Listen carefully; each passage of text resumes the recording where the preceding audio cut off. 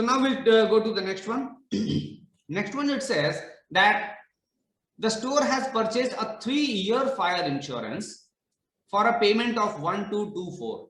Okay, now this one is interesting. Let us draw a timeline. Let us say this is the first month. This is the start of January, 1st of January. This is 31st of January of whichever year we are talking about, and all the different months will come in future. And let us say this is the end of 3 years. This is the end of 3 years.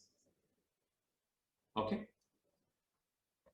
Now what they are telling here in the transaction is that somebody has made a payment of 1224, a payment of 1224 on this date. Dates are not mentioned, so I'm just going to assume, let us say on 1st January. But this insurance protection will be covering you for this entire period. Okay. Now, how do we account for this transaction in our financial statements, or rather in accounting equation? Okay, let us hear everybody who has any opinion how to deal with it. Raise your hands. But nobody. This one has a raise hand feature. Okay, yeah. 351, go ahead. Yes, actually, we can divide it into 3 parts, and we should pay the first part after consuming the first year, and pay the second part after consuming the second year, and like that we should approach.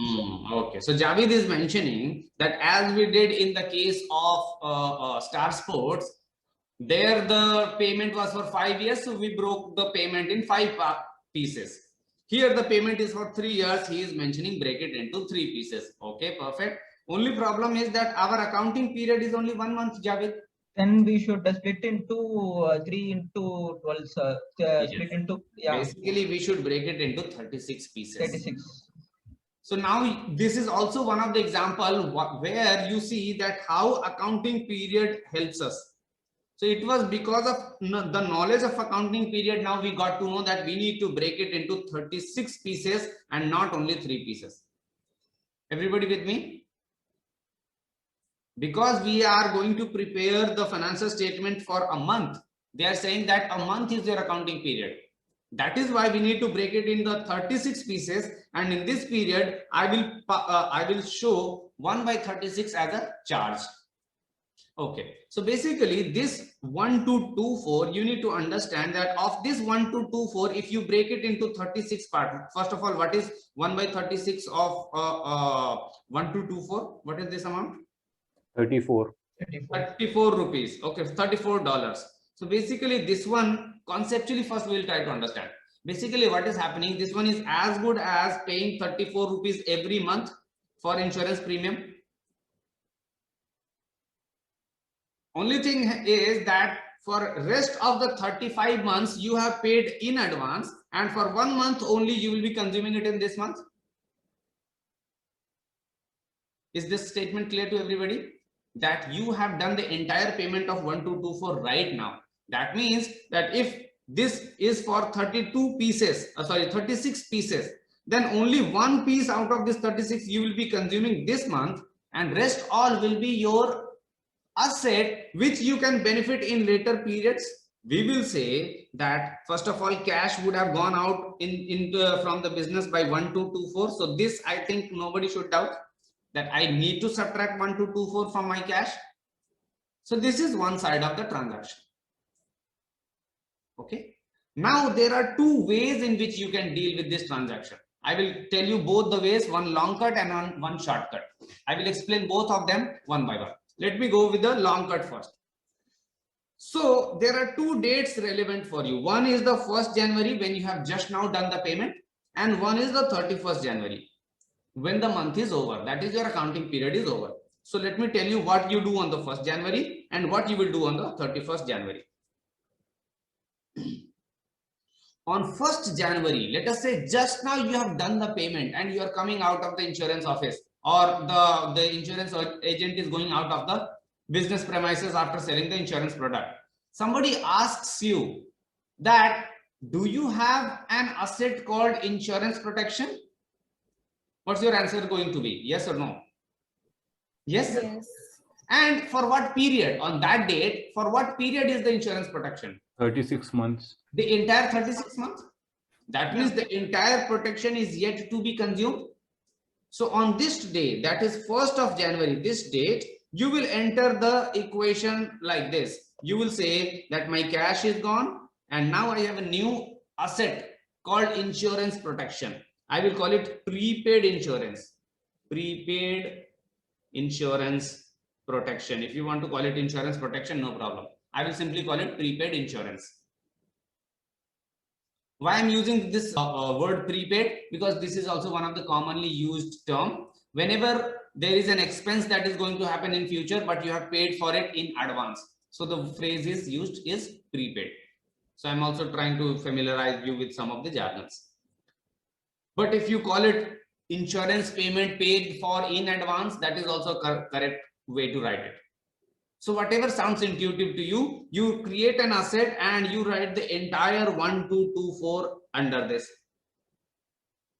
Now this thing happened on 1st of January. Let us say we go to, so this one was transaction number 4. Let us say we go to transaction number 5, 6 and so on, and we are done with transaction number 13. And nobody ever talked about the insurance ever again. That means there was no mention of the transaction of insurance ever again. Now, in this case, even though nobody mentions the insurance ever again, you still need to know that something needs to happen the moment you reach to this date, that is 31st of January. What needs to happen? You need to acknowledge the fact that of this asset, 1/36 is consumed away. Why? Because your accounting period is 1 month, and the moment 1 month is over, nobody needs to tell you that of the 36 pieces that the insurance protection was giving you, the 36 months of protection, 1 piece or 1 month of protection is consumed. So on 31st of December, what you should have, on 31st of January, what you should have done? This is what you should have done. You should have reduced your asset by 34 rupees. Why would this reduction be here? In acknowledging the fact that after the month is over, you should have only this much money left in your asset called insurance protection. You remember our Star Sports example that after 1 year was over, we kept on reducing the value. Here, the pieces are 36 of them. So every month we will keep on reducing 34, 34, 34, 34. And ultimately, if let us say we are there 36 months later and we see this prepaid insurance, its value should have fallen to 0. With me so far? So that is why when the month is getting over, because this one is something which is called a period expense or a period cost. That is why just because the period is over, you need to subtract the money.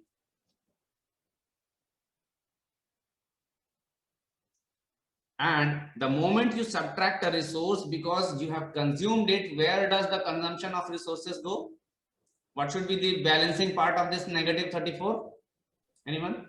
So it's the retained earnings. Retained earning. The owner will have to bear it like any other expense. So this is the long cut, that on the day of purchase, you are showing the entire amount as an asset. And once the month is over, you are subtracting the expense part.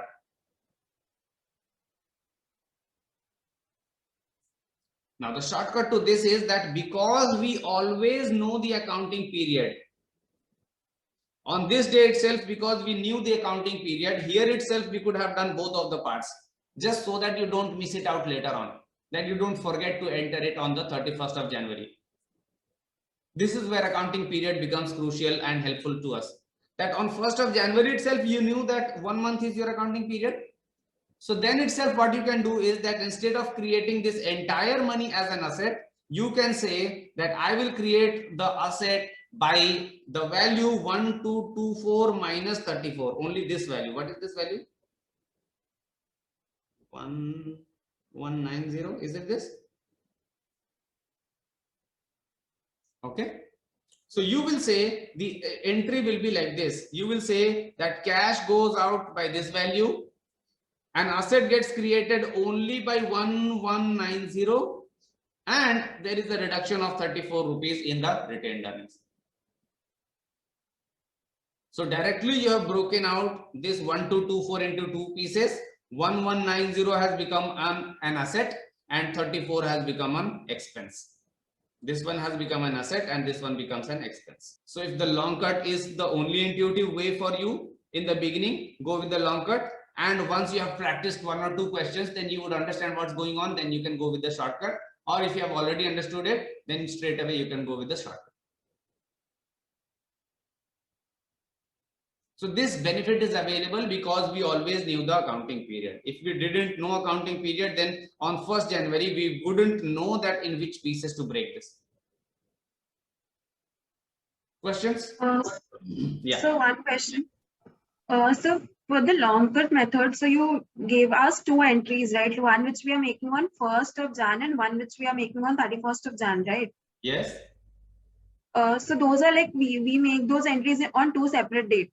Yes. Now for the shortcut method, like what will be the date? 1st January, because we know accounting period, it is going to be 1st January. On this date itself, you are fearing that later on you may forget that you had to subtract something from the prepaid insurance.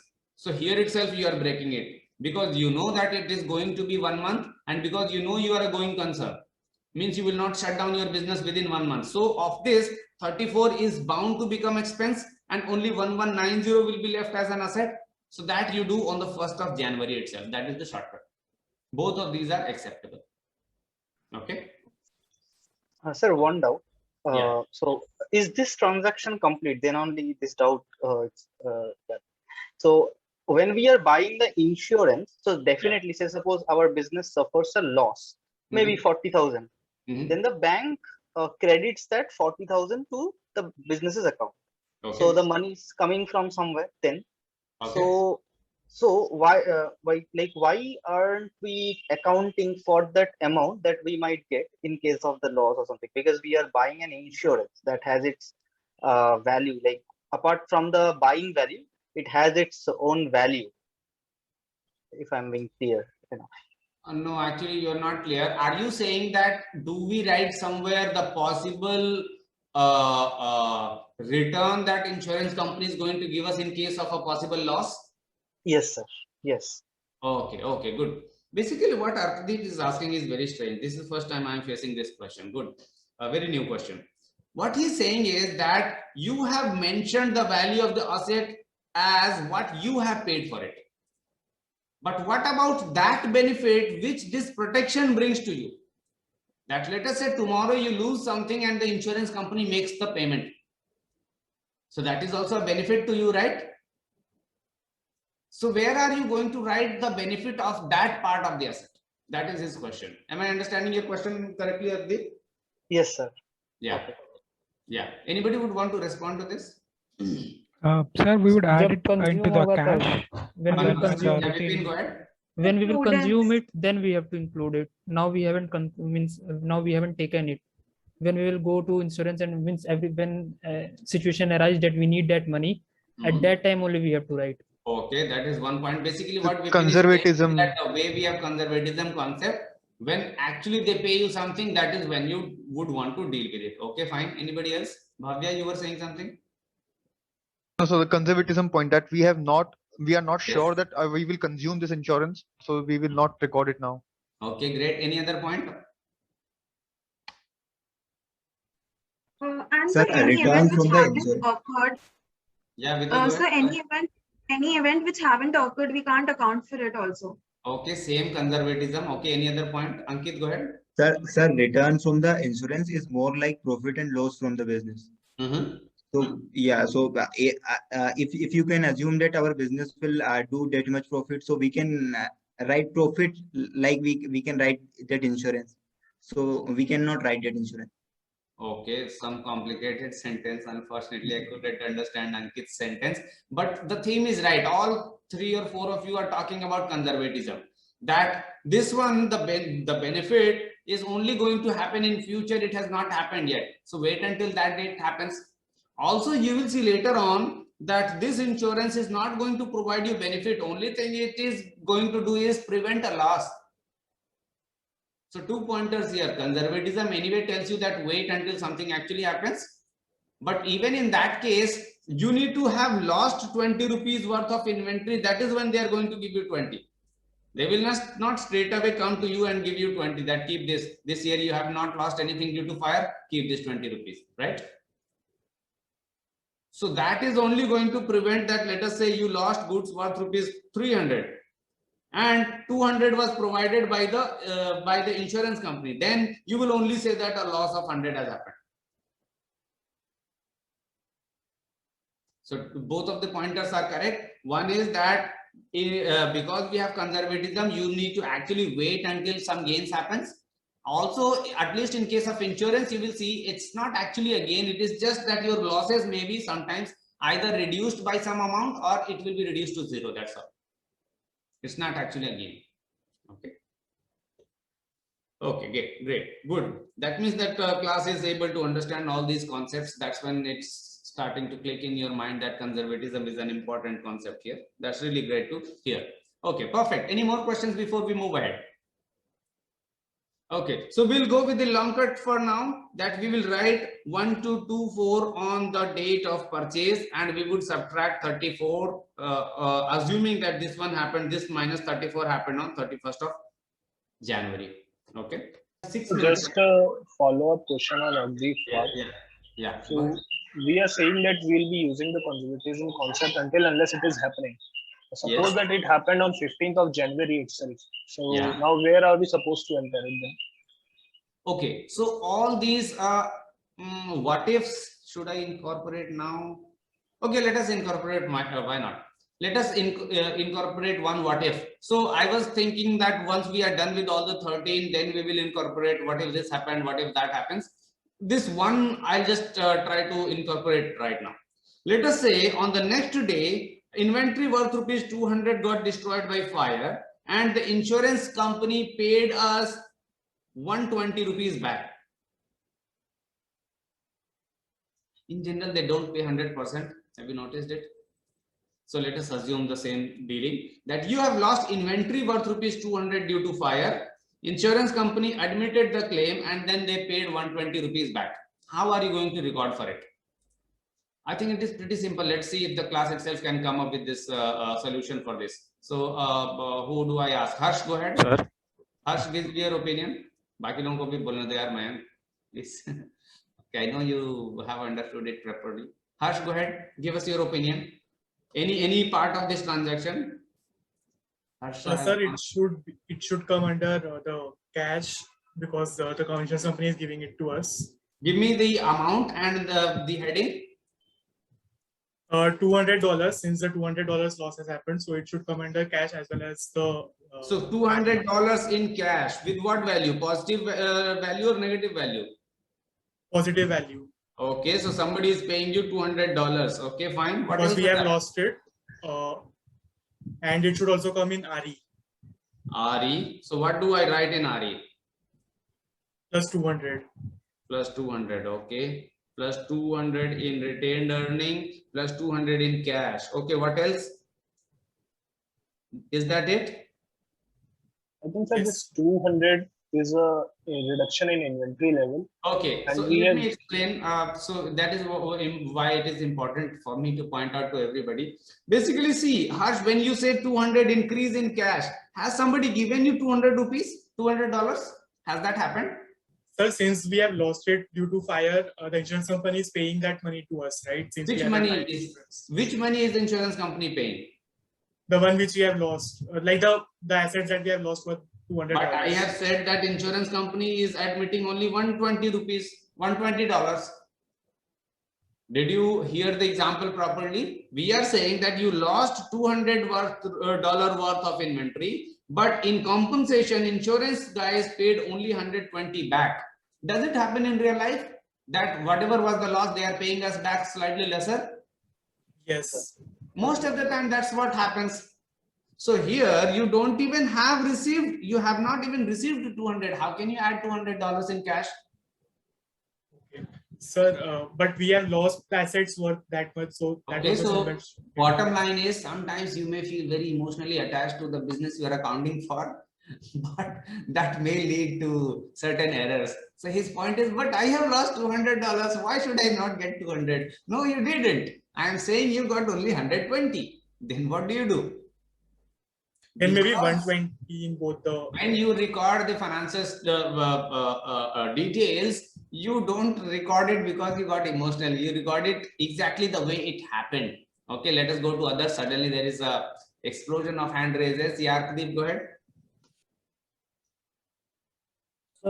So what I understood from the explanation, that firstly we have to reduce the inventory by 200, because that Yes, is what a makes sense. That is the first obvious thing to do. The moment a fire occurred, 200 worth of inventory got destroyed. So you need to do this negative 200. Perfect. Completely done up till here. What else? And then, sir, there will be minus 200 from the retained earning as well, because Perfect. this is This is borne also by good. So minus 200 from the retained earning, acknowledging the fact that this loss needs to be borne by these people. Okay, good up till here. Let's hear from somebody else for the rest of the part. Yeah, Tanvi, go ahead. The insurance company, they give us the 120 rupees. So 120 cash would be added. So 120 would be added in the cash part. So 120 would be added in cash, not 200. Even though you have lost inventory worth rupees 200, no point in getting emotional here. They gave us only 120. So my cash, after they have paid us back, if I check my cash, it will be only up by $120. It is not going to be up by $200 because they have not paid 200. They paid only 120. That is why it makes sense only to add to 120. Okay, fair enough. What else? Where will be the counterbalance for this 120 positive? Retained earnings, because this one is reducing their loss.